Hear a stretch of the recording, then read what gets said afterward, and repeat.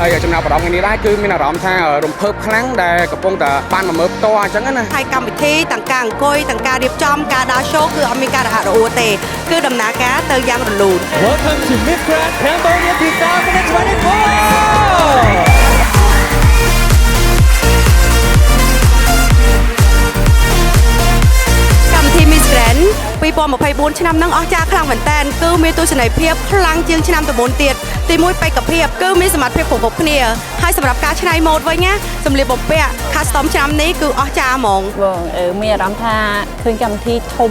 សំខាន់ម្ចាស់កម្មវិធីឆ្នាំនេះគឺវឹកវើបានល្អឥតខ្ចោះហើយកម្មវិធីទាំងការអង្គុយទាំងការរៀបចំការដើរ show គឺអត់មានការរអាក់រអួលទេគឺដំណើរការទៅយ៉ាងរលូនហើយឃើញមាន fan ជាច្រើនហើយអ្នកខ្លះទៅគាត់ fan cat នេះអ្នកខ្លះគាត់ fan cat នោះអញ្ចឹងទៅហើយក៏អរគុណមែនតើសម្រាប់ម្ចាស់កម្មវិធីដែលបានបង្កើតជាមួយនឹងកម្មវិធីនេះឡើងធ្វើឲ្យកូនខ្មែរយើងបាននាំយកជាមួយនឹងឈុតសម្លៀកបំពាក់ប្រពៃណីរបស់យើងឈុតតំណាងជាតិរបស់យើងនាំទៅប្រទេសជិតខាងឲ្យគេបានស្គាល់ផងដែរអរគុណច្រើនបងអរគុណ